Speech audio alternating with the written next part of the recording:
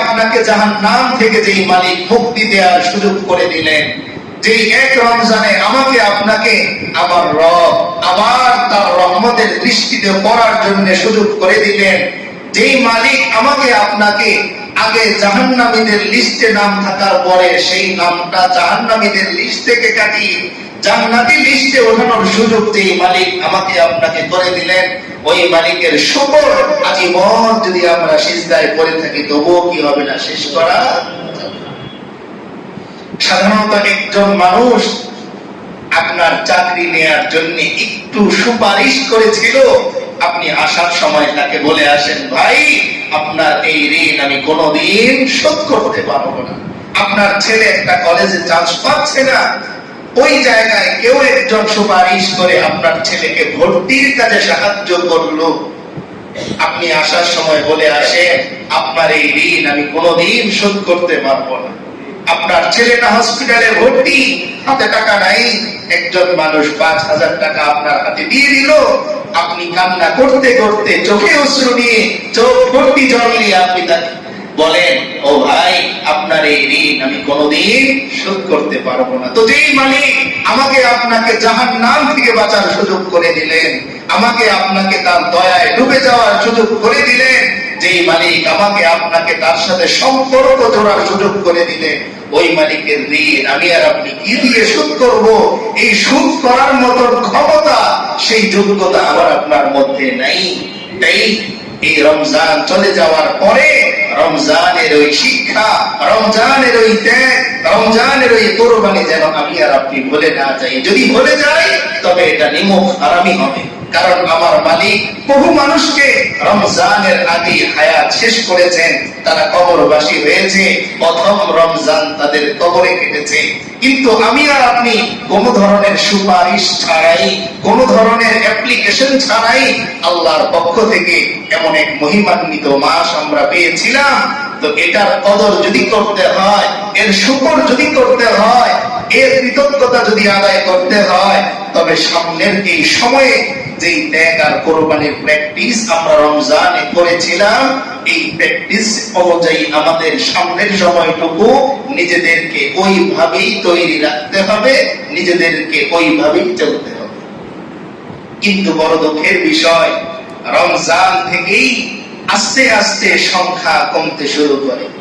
আমরা রমজানে এই বিষয়ে সামান্য বলেছিলাম যে প্রথম দিন, প্রথম তারাবিতে ইমাম সাহেব আসারও কি পান না, সুযোগ পান না। এত বেশি ভিড় হয় যে 2 মিনিট দেরি যদি করে তো ইমাম সাহেব আসারও কি পান না, সুযোগ পান। আবার শেষে 26-এর রাতে 27 যখন হয় তখন আবার আসার সময় ইমাম সাহেব কি পান না, সুযোগ পান না। আর মাঝখানে ইমাম সাহেবের অপেক্ষা করতে হয় যে আরেকটু দাঁড়ালে মুসল্লি কি বাড়বে কিনা। তো আমরা তো রমজান থেকেই মালিককে বলা শুরু করে দিই। এই জন্যই এই আলোচনা করতে হয় রমজানের পরে আবার, যে আমি যেন আমার শিক্ষাটা ধরে রাখি।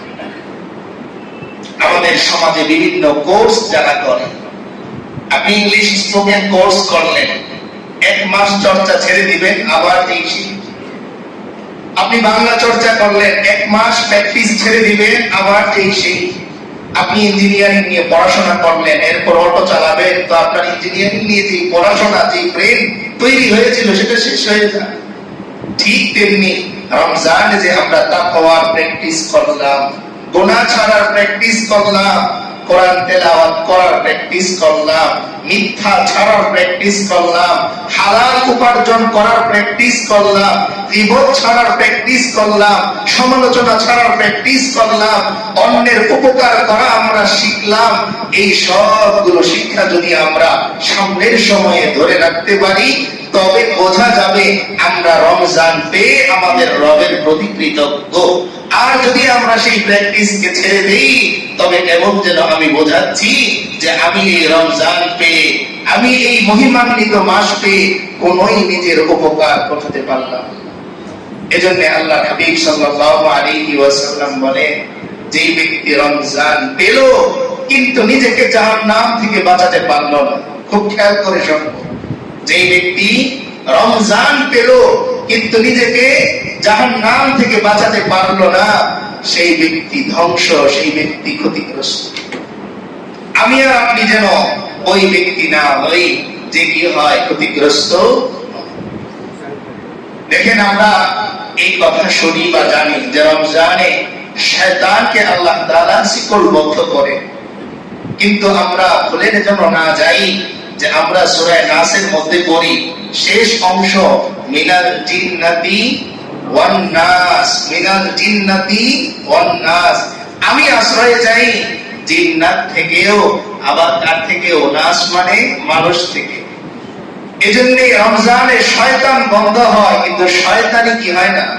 বন্ধ হয় না। শয়তান শিকলবদ্ধ থাকে, কিন্তু শয়তানি কি থাকে না? শিকলবদ্ধ থাকে না। এই জন্যই তো দোকানের সামনে পর্দা চলে আসে। শয়তান বদ্ধ, কিন্তু শয়তানি কি নাই? বদ্ধ। এজন্য আল্লাহ শিখাচ্ছেন যে যেই মানুষগুলো শয়তানের হয়ে কাজ করে তাদের থেকেও আমি মারা চাই। এজন্যই আল্লাহ আয়াত নাযিল করলেন মিনাল জিন্নাতি ওয়ান নাস। শেষে বললেন কার কথা? মানুষের কথা। আমরা জানি শেষে আপনি ওই খাবারটা সামনে দেন যেটা সবচেয়ে মুখরোচক। কেউ খাবার দই দিয়ে শুরু করায় না, বরং খাবার শেষ উঠে যাবে পেট ভরা, এরপরেও তার সামনে দই দিলে সে এক চামচ মুখে দেয়, কারণ এটা কি? মুখরোচক। তো শেষে দেয়া হয় দামি জিনিসটা। এবং আল্লাহ হাবিব সাল্লাল্লাহু আলাইহি ওয়াসাল্লামের ভাষ্য অনুযায়ী একজন ব্যক্তি সফল হয় তার শেষ কাজ সফল ব্যক্তির মতো হলো কিনা, যেটার একটা আরবি প্রবাদই আছে, ইন্নামাল আমালু বিল খাওয়াতিম, যার বাংলা প্রচলিত আছে, শেষ ভালো যার সব ভালো তার, শেষ ভালো যার সব ভালো তার। তো শেষে বলা হয় গুরুত্বপূর্ণ জিনিসটা।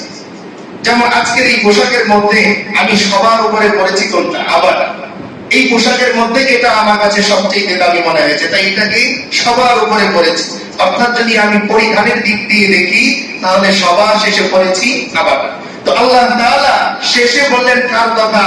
মানুষের কথা। তার মানে আল্লাহ বোঝাচ্ছেন যে আমার পক্ষ থেকে গজবপ্রাপ্ত শয়তানের চেয়েও যেই মানুষগুলো শয়তানের পক্ষ থেকে তার যে কাজ সেই কাজগুলো করে তারা আরো বেশি মারাত্মক। তো আমরা এমন মানুষের থেকেও আল্লাহ তাআলার কাছে কি চাই? আশ্রয় চাই, যারা কি করে আমাকে আপনাকে আল্লাহ থেকে সরিয়ে দেয়। এজন্য বড় চমৎকার একটা ঘটনা আছে, শয়তানের ইতিহাস। এটা নিয়ে একটা বই আছে, বইয়ের নাম কি? মানব সভ্যতার চিরশত্রু শয়তানের ইতিহাস। হযরত নূহ আলাইহিস সালামের যে নৌকা প্লাবনে চলে আসছিল, সেই নৌকায় করে শয়তানও আসছিল। লম্বা ঘটনা, আমি ওইদিকে যাব না। তো নূহ আলাইহিস সালাম যখন তাকে দেখলেন সে এক পাশে চুপ করে বসে আছে, নূহ আলাইহিস সালাম জিজ্ঞেস করলেন তুমি কিভাবে উঠলে? আমি তো তোমাকে ওঠাইনি। তখন শয়তান বলতেছে যে আপনার জাহাজে সর্বশেষ কোন প্রাণীটি উঠেছে? তিনি বললেন চিন্তা করে যে সর্বশেষ তো উঠেছে গাধা। গাধা উঠতেছিল না। নূহ আলাইহিস সালাম বারবার তাকে বলতেছিলেন দ্রুত ওঠো, আমরা জাহাজ ছেড়ে দিব। তো গাধা উঠতেছিল। তো শয়তান বলল আমি ওই গাধার লেজের মধ্যে ধরা ছিলাম, এই জন্য গাধা উঠতে পারতেছিল না। তখন নূহ আলাইহিস সালাম বলেছিলেন আরে শয়তান তাড়াতাড়ি ওঠ। তো শয়তান বলতেছে আপনিই তো আমাকে উঠিয়েছেন। আপনি যখন বলেন আরে শয়তান তাড়াতাড়ি ওঠ, তখন আমি লাফ দিয়ে গাধাটাকে উঠেছি।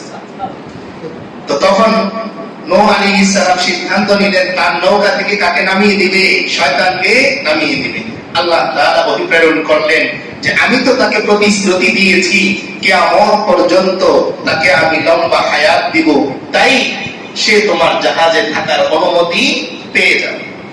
তো এবার নূহ আলাইহিস সালাম চিন্তা করলেন বিনা লাভে শয়তানকে নিয়ে তো লাভ নেই, এমনিই সে শয়তান, আবার বিনা লাভে। তো নূহ আলাইহিস সালাম শয়তানকে জিজ্ঞেস করতেছেন খুব দামি প্রশ্ন। নূহ আলাইহিস সালাম বলতেছেন আচ্ছা তুমি বলো তো তুমি আমার কোন কাজে সবচেয়ে বেশি খুশি হয়েছো? কে প্রশ্ন করতেছেন? হযরত নূহ আলাইহিস সালাম প্রশ্ন করতেছেন কাকে?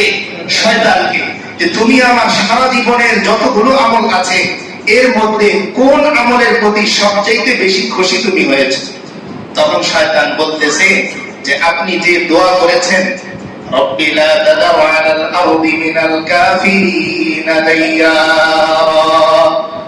নূহ আলাইহিস সালাম যখন দাওয়াত দিতে দিতে মানুষগুলো ঈমান আনে না, বারবার তিনি দোয়ারে দোয়ারে করেন, কিন্তু কালিমার দাওয়াত তারা গ্রহণ করে না। এক পর্যায়ে যে নূহ আলাইহিস সালাম আল্লাহর দরবারে দোয়া করতেছেন, রব্বি, ও আমার রব, লা তাদার, আপনি বাকি রেখেন না, আলাল আরদি, জমিনের উপর, মিনাল কাফিরিনা, কাফেরদের, দাইয়ারা, কোন ছোট্ট ঘর।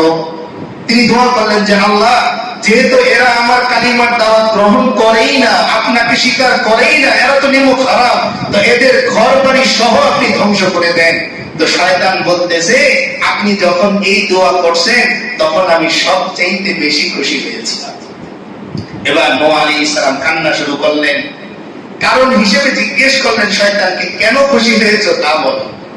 শয়তান বলতেছে, ওগো নবী নূহ, আপনি যদি এই বদদোয়াটা না করে তাদের জন্য দোয়া করতেন, ওগো আল্লাহ, আমার যে উম্মত গুলো কালিমার দাওয়াত গ্রহণ করতেছে না, একত্ববাদের তাওহীদের দাওয়াত গ্রহণ করতেছে না, আপনি তাদের ক্ষমা করে দেন, আপনি তাদের হিদায়াত দেন। আল্লাহ যেমন আপনার বদদোয়াটা গ্রহণ করেছেন, হতে পারতো আপনার দোয়ার উসিলায় যে মানুষগুলো ধ্বংস হলো, এই মানুষগুলো কালিমা পড়ে আপনার দিনের মধ্যে চলে আসতো। তো যেহেতু এটা হয় নাই, এজন্য আমি বড় খুশি হয়েছি যে অন্তত আপনার মাধ্যমে বহু মানুষ এই তাওহীদের ছায়াতলে আসা থেকে কি হয়েছে, বঞ্চিত হয়েছে। নূহ আলাইহিস সালাম সঙ্গে সঙ্গে আল্লাহর কাছে তওবা করলেন আর বললেন, আল্লাহ, যদি আমি আগে বুঝতাম যে আমার এই কাজে শয়তান খুশি হবে, তবে আমি এই দোয়া করতাম না, বরং দোয়া করতাম আমার উম্মতকে আপনি মাফ করে দেন। তো এই জন্য দেখেন, নূহ আলাইহিস সালাম নবী, তো তিনি নবীরা মাসুম, কোনো গুনাহ নাই, এরপরেও শয়তানের কাছে মাঝে মাঝে কি করা লাগে, তাদের সিলিন্ডার করা লাগে অজান্তেই, রাইট। কিন্তু আল্লাহ তাআলার কাছে তিনি কি করলেন, ক্ষমা প্রার্থনা করলেন। এজন্য আল্লাহর হাবিব সাল্লাল্লাহু আলাইহি ওয়াসাল্লাম যেহেতু সাইয়্যিদুল আম্বিয়া, তাই কোরআনের মধ্যে আল্লাহ তাআলা হযরত নূহ আলাইহিস সালামের ওই ঘটনাটা বর্ণনা করে দিয়েছেন, যাতে করে আমাদের নবী তিনি আর উম্মতের জন্য বদদোয়া না করেন। তাই তার সারা জীবনের কথা একটাই ছিল, আল্লাহুম্মা গফির লিকাওমি ফাইন্নাহুম লা ইয়ালামুন। তাই যে মাখান সবাই বলে বদদোয়া করে, কিন্তু তিনি বলেন, ওগো আল্লাহ, আয়াতবাসীকে আপনি মাফ করে দেন, কারণ ওরা জানে না। বারবার ওনার কথা একটাই, আল্লাহুম্মা গফির লিকাওমি ফাইন্নাহুম লা ইয়ালামুন। এবং হাসরের ময়দানেও তিনি কি বলবেন, আল্লাহর হাবিব সাল্লাল্লাহু আলাইহি ওয়াসাল্লামকে জিজ্ঞেস করা হলো যে হাসরের ময়দানে যখন আপনাকে ডেকে আপনার সামনে আপনার উম্মতদেরকে শাস্তির ফয়সালা করা হবে, তখন আপনি কি বলবেন আল্লাহ? তখন তিনি বললেন যে আমি ওই কথাই বলবো যেই কথা নবী ঈসা বলেছিলেন। কি কথা? ইন তুআযিবহুম ফাইন্নাহুম ইবাদু। আল্লাহর হাবিব সাল্লাল্লাহু আলাইহি ওয়াসাল্লাম বলেন, কিয়ামতের মাঠে যখন আমার উম্মতরা গুনাহের কারণে আল্লাহর আদালতে ধরা খেয়ে যাবে, আল্লাহ তাআলা তাদেরকে জাহান্নামী হিসেবে ঘোষণা করে দিবেন, তখন আমি এই কথা বলবো, ইন তুআযিবহুম, ওগো আমার মালিক, যদি আপনি এই বান্দাদেরকে শাস্তি দেন, ফাইন্নাহুম ইবাদু, পরিচয়ে তারা তো আপনারই বান্দা। তিনি কি বলবেন, ওগো আল্লাহ, শাস্তি দিলে কাকে দিবেন? আপনার বান্দাকেই তো দিবেন। আর ওয়া ইন তাগফির লাহুম, আর যদি আপনি ক্ষমা করে দেন, ফাইন্নাকা আনতাল আজিজুল হাকীম, অবশ্যই আপনি পরাক্রমশালী প্রজ্ঞাবান রব। তিনি বলতেছেন, আমি সেদিন বলবো, আল্লাহ, আপনার এই ক্ষমতা আছে যে আপনার বান্দা অপরাধ করার পরেও আপনার ইচ্ছা, আপনার সিদ্ধান্ত, আপনি যদি শুধু বলে দেন আমার এই বান্দা জান্নাতি, তো পৃথিবীর কারো ক্ষমতা নাই আপনাকে এই প্রশ্ন করা, কেন তাকে জান্নাত।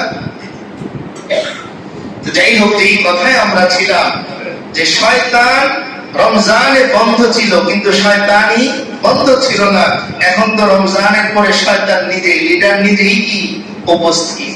তাই দেখবেন রমজানের পরে না, রমজানে যা যা আমরা করতে পারি নাই, ঈদের দিন থেকেই শুরু হয়েছে। মানে আপনি রমজানে যেই গুনাহগুলো ছেড়েছিলেন, ঈদের দিন সেই গুনাহগুলো আপনাকে আবার ধরিয়েছে। যেই ধোয়া ওড়ানো আপনি রমজানে ছেড়েছিলেন, ইশারায় বলতেছি, যারা বোঝার বুঝে নিবেন, যেই ধোয়া ওড়ানো রমজানে আপনি ছেড়েছিলেন, ঈদের দিন সকালবেলা থেকেই আপনাকে শুরু করে দিয়েছে। ঈদের দিন সকাল না, আগের দিন রাত্রে তো আরো সুযোগ। তো তো এটা যেন আমার ফিরে না আসে। যা একবার ছেড়েছি তা ছেড়েছি, যা একবার ধরেছি তো তা ধরেছি। এজন্য আল্লাহ বলেন ওয়া'তাসিমু বিহাবিলিল্লাহি জামিআন ওয়া লা তাফাররাকু। ও আমার বান্দারা, আমি আল্লাহর রজ্জু, আমি আল্লাহর রশিকে তোমরা আঁকড়ে ধরো, ওয়া লা তাফাররাকু, বিচ্ছিন্ন হয়ো না। আল্লাহ কি বলে দিলেন? ওয়া'তাসিমু, আঁকড়ে ধরো, তার দিয়ে কামড়ে ধরো, আমার রশি ছেড়ে আলাদা হয়ো না। কারণ যেই মহিষ, যেই বন্য গরু তার পাল থেকে আলাদা হয়ে যায়, তাকে কি করে? বাঘে আক্রমণ করে। আমার আপনার জন্য একটা বাঘ নিয়োজিত আছে, সে কে? শয়তান। এজন্য শয়তানের এই খাসলত গুলো যেন আমাদের মধ্যে না আসে। এজন্য নূহ আলাইহিস সালামের সাথে গল্প করার কালে নূহ আলাইহিস সালাম তাকে এটাও জিজ্ঞেস করেছিলেন যে কয়টা গুণ, কি বলেছেন? কয়টা গুণ। শয়তানকে প্রশ্ন করেছেন শয়তানের মতো করেই। তো যাই হোক, যে কয়টা গুণ থাকলে একজন মানুষ জাহান্নামী হয়ে যায়, তো শয়তান উত্তর দিয়েছিল 4টা। কয়টা? 4টা। সবগুলো তো আর বলার সুযোগ পাবো না, তাহলে মূল পয়েন্ট আমার চলে যাবে। 2টা সংক্ষেপে বলি। এর মধ্যে একটা হচ্ছে লোভ। একটা কি? লোভ। আরেকটা হচ্ছে অহংকার। আরেকটা হচ্ছে অহংকার। শয়তান বলল ব্যাখ্যা করে যে আমার মনের মধ্যে লোভ ছিল, যেহেতু আমি লম্বা সময় 6 লক্ষ বছর মতান্তরে আমি ইবাদত করেছি, তো লিডার হলে আমি হব, লিডার হলে আমি হব, এই লোভ আমার ভিতরে ছিল। যার কারণে যখন আল্লাহ আদেশ দিলেন সিজদা কাকে করো? আদমকে করো, তো আমার চাওয়ার সাথে মিলল না, তো আমি দাঁড়িয়ে রইলাম, সিজদায় আর গেলাম। এই জন্য যারা সিজদা থেকে বঞ্চিত হয়, বুঝতে হবে তাদের সম্পর্ক কার সাথে? শয়তানের সাথে। আর যারা সিজদা দিতে পারে, তাদের সম্পর্ক ওই অনুগত ফেরেশতাদের সাথে। এটা মনে রাখতে হবে। তাই আমি যদি সিজদা থেকে বঞ্চিত হই আর দুনিয়ার কোটি টাকার মালিকও আমি হয়ে যাই, তবুও আমার ধরে নিতে হবে আমি শয়তানের দোস্ত। আমি কার দোস্ত? শয়তানের দোস্ত।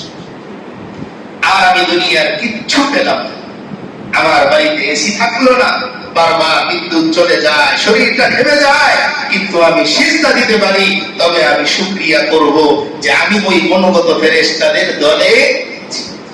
1 নম্বরে লোভ। 2 নম্বরে অহংকার।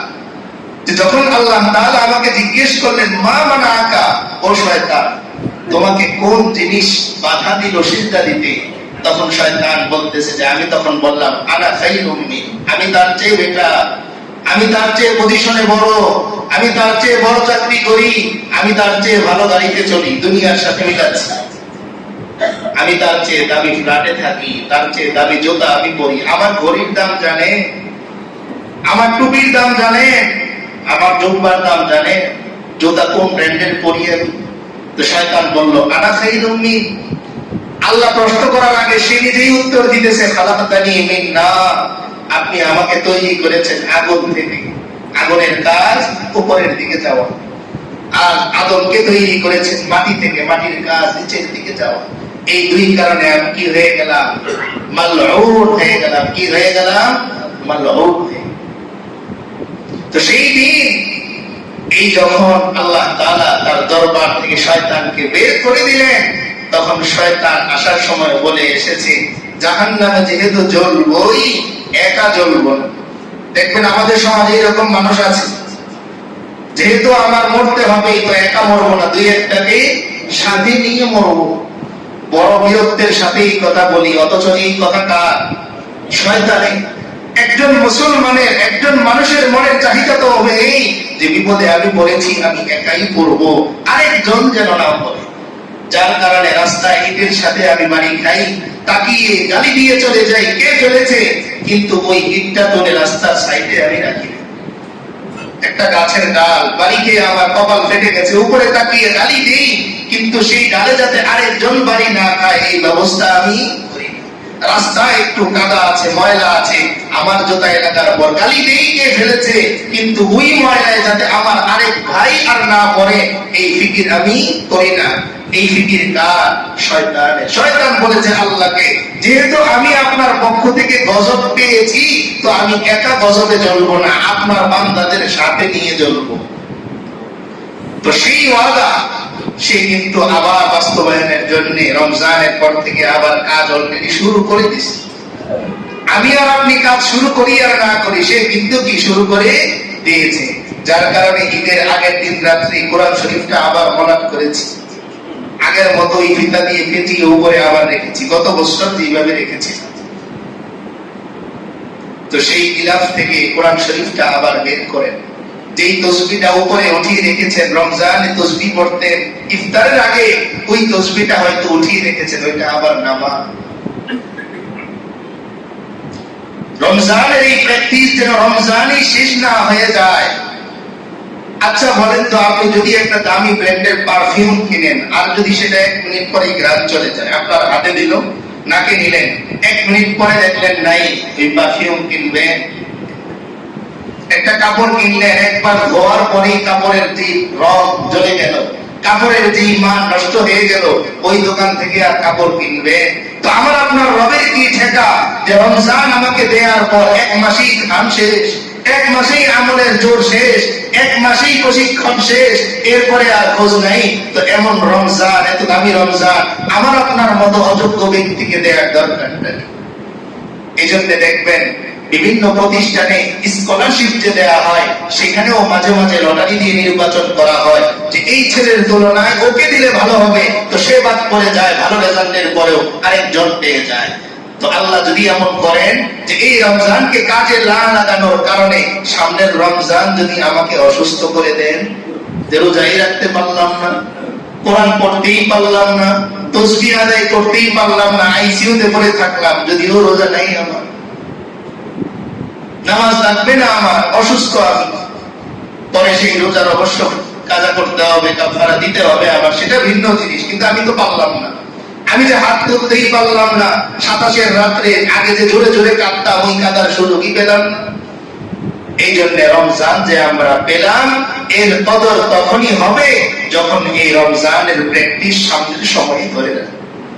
আর সেটা যেন সেই রাস্তা থেকে শুরু হয়, কারণ কালিমা ঈমানের যে ধাপগুলো আছে, এর মধ্যে আল্লাহ হাবিব সাল্লাল্লাহু আলাইহি ওয়াসাল্লাম বলেন, ওয়া আদনাহা ইমাতাতুল আযা আনিত তরিক। ঈমানের মধ্যে সবচেয়ে নিম্ন স্তর আমরা বলবো না, আমি এটার অনুবাদ আগেও আপনাদেরকে শুনিয়েছি। আদনা শব্দের 2টা অর্থ। আদনা শব্দের কয়টা অর্থ? 2টা অর্থ। বাংলায় আমরা নাদান বলি না, বাংলায় নাদান। তো যাই হোক, এই আদনা শব্দের দুটো শব্দের অর্থ 2টা, একটা হচ্ছে নিম্নমানের, আরেকটা হচ্ছে কাছের। একটা হচ্ছে নিম্নমানের, আরেকটা হচ্ছে কাছের। যে মানুষটা অসহায় হয়, ওই মানুষটার প্রতি আপনার কি হয়? দয়া হয়। আর যখনই দয়া হয়, সে আপনার কাছে চলে আসে। এজন্য দেখবেন আজকাল গাড়িতে জায়গা পায় কুকুর, এমন দেশও আছে, ছেলে জায়গা পায় না। কোলের মধ্যে জায়গা পায় বিড়াল, সন্তান কি পায় না? জায়গা পায় না। আমাদের দেশে এটা অন্তত আছে। দেখবেন বাসের মধ্যে বসা, বিড়াল কোলে আর বাচ্চা পাশে দাঁড়ানো, সে কোলে নিয়েছে কাকে? বিড়ালকে, অথচ শ্রেষ্ঠ কে? মানুষ। তো যাই হোক, সেটা ভুল থিওরি, কিন্তু বোঝানোর জন্য শুধু উদাহরণটা দেয়া যে বিড়ালটা তার ছেলের চেয়ে দুর্বল, তাই সে কোথায় চলে গেছে? তার কাছে চলে গেছে। তো এই আদনা শব্দের 2টা অর্থ। তো আমরা ওইটা করব যে সবচেয়ে প্রিয় কিন্তু ছোট, সবচেয়ে প্রিয় কিন্তু ছোট, সেটা কি? রাস্তা থেকে কষ্টদায়ক জিনিস দূর করা, রাস্তা থেকে কষ্টদায়ক জিনিস দূর করা। এখন বলেন তো, আমি আর আপনি যদি এই একটা কাজ শুধুমাত্র ধরে রাখতাম, সিটি কর্পোরেশনের দরকারই পড়তো না, এই ময়লা নেওয়ার জন্য গাড়ি আসাই লাগতো না। আমি যদি আমার বাসার ময়লাটা সেভ করে এমন জায়গায় রাখি যে এর দ্বারা আরেকজনের ক্ষতি না হয়, তো গাড়ি আসার দরকারই পড়বে না, এত দুর্গন্ধ হবেই না, আমি আর আপনি যদি সচেতন। আচ্ছা বলেন তো, আপনার বেডরুমে দুর্গন্ধ হয়, তাহলে আপনার রান্নাঘরে কেন হবে? এরপরে অনেকের রান্নাঘর বেডরুমের চাইতে আরো বেশি রুচিশীল করে তৈরি করা, ওয়াশরুমটা আরো বেশি রুচিশীল করে তৈরি করা। তাহলে আমার এত রুচিশীলতা আমার বাড়ির সামনের রাস্তায় এসেই কেন শেষ হয়ে যায়? বুঝতে হবে এখানে কার ট্রেনিং আছে? শয়তানের ট্রেনিং আছে। কারণ ওই যে কালিমার ধাপ, ওই যে ঈমানের শিক্ষা, কষ্টদায়ক জিনিসকে সরিয়ে ফেলা, এটা আমার মধ্যে এখনো পর্যন্ত আসে। এই জন্য এই যে রমজান আমরা পেলাম, গুনাহ ছাড়ার যে প্র্যাকটিস আমরা করলাম, নেক আমল করার প্র্যাকটিস যে আমরা করলাম, কত মানুষকে দেখা গেছে কত বড় বড় চাকরি তারা করেন, কিন্তু রমজানে জোহরের পরে কোরআন নিয়ে বসে। এর চাইতে সুন্দর দৃশ্য পৃথিবীতে আর কি হতে পারে বলেন? যে একজন ব্যক্তি তার রবের কালাম পড়ার জন্য বসে আছে, এর চাইতে সুন্দর দৃশ্য আর কোথাও আছে? কিন্তু রমজান যেতে যেতে সেই দৃশ্য হারিয়ে যায়, আর পাওয়া যায় না। জোহরের পরে কাউকে কোরআন নিয়ে বসতে দেখা যায় না, ইফতারের আগে কাউকে আর তসবিহ নিয়ে বসতে দেখা যায় না, চোখে পানি নিয়ে রাতের সেই মোনাজাতে আর কাউকে পাওয়া যায় না। কিয়ামুল লাইলে যেই মানুষগুলো দাঁড়িয়ে পা ফোলাতো, রমজানের পরে ওই মানুষগুলোকে এশার নামাজেও পাওয়া যায় না। যেই মানুষগুলো সাহারি খেয়ে মুয়াজ্জিন সাহেবের আগে মসজিদে এসে বসে থাকতো, সেই মানুষগুলোকে এখন আর ফজরের কাতারে মসজিদের আশপাশেও পাওয়া যায় না। এর চাইতে দুঃখের আর কি আছে? যে আমি মাঝে মাঝে আল্লাহর কাছে যাই, আর মাঝে মাঝে এমন দূরে চলে যাই যে আমাকে খুঁজেও পাওয়া যায় না। এটাকেই বাহ্যিক অর্থে মুনাফিকি বলে। বাহ্যিক অর্থে কি বলে? মুনাফিকি বলে। লাভের সময় আছি, ক্ষতির সময়ে তোমার সুখের দিনে আমি আছি, কিন্তু দুঃখের দিনে নাই। আমি তো তাই করলাম আমার রবের সাথে। যেই তিনি অফার দিলেন 70 গুণ, আমি লাভবাহী। যেই তিনি বললেন এখন সময় শেষ, আমি লাভবাহী, লাভবাহী। আমি কি লাভবাহী? এই জন্য এই শিক্ষা, রমজানের এই শিক্ষা আমি যেন সারা বছর রাখি। তবেই আমি একজন সফল মুমিন, আমি একজন সফল মুসলমান।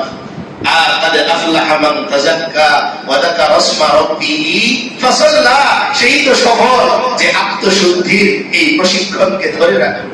আত্মশুদ্ধি কেবল পীর সাহেবের কাছে গেলেই হয় না, বরং রমজানও এসেছে, রমজানও এসেছিল আমাদের দিলকে শুদ্ধ করার জন্য। সেই শুদ্ধ দিল নিয়ে যদি আমরা সামনের সময়টুকু কাটাতে পারি, তবে আল্লাহর ভাষ্য মতে আমরাও একজন সফল মুমিন, সফল মুসলমান। আল্লাহ তাআলা আমাদের সকলকে রমজানের এই শিক্ষাকে বাকি সময়টা ধরে রাখার তৌফিক দান করেন। আর যারা আমরা শাওয়ালের রোজাগুলো এখনো শুরু করিনি, তারা আমরা দ্রুত এই 6টা রোজা রেখে ফেলি। আর যারা রেখেছি, আল্লাহ তাআলা তাদের রোজা যেন কবুল করে নেন। এই 6টা রোজা আর এই রমজানের 30টা রোজা কেউ যদি রাখে, আল্লাহ হাবিব সাল্লাল্লাহু আলাইহি ওয়াসাল্লাম বলেন যে এই ব্যক্তি সারা বছর 3 বেলা খাবে, কিন্তু তার আমলনামায় প্রতিদিন রোজা রাখার সওয়াব আল্লাহ তাআলা লিখে দেন। সুবহানাল্লাহ। এই 30 আর হলো 6 36, 10 গুণ করলে 360। যেটা তো আমাদের হিসাব। আল্লাহ হাবিব সাল্লাল্লাহু আলাইহি ওয়াসাল্লাম বলে গেছেন পুরো বছর রোজা রাখার ফজিলত, মুসলিম শরীফের হাদিস। এই জন্য এই 6টা রোজা আমরাও রাখবো। আমাদের বাড়িতে মা বোন যারা আছেন তারাও এটা রাখবে। তবে একটা মাসআলা খেয়াল রাখবেন, মা বোনদের রোজা যদি কাজা হয়ে থাকে রমজানে, তারা যেন আগে কাজা রোজা রাখে, এরপরে যেন এই রোজাগুলো রাখে। তো আমরা সকলে এই রোজাগুলো রাখার চেষ্টা করব। আল্লাহ তাআলা আমাদের সকলকে এই শাওয়ালের 6টি রোজা রাখার তৌফিক দান করেন। যারা রেখেছেন তাদেরটা কবুল করেন, আর রমজানের এই শিক্ষাকে বাকি জীবনে আমাদেরকে বাস্তবায়ন করার তৌফিক দান করেন। আমিন। ওয়া আখিরু দাওয়ানা আলহামদুলিল্লাহি রাব্বিল আলামিন। আমরা যারা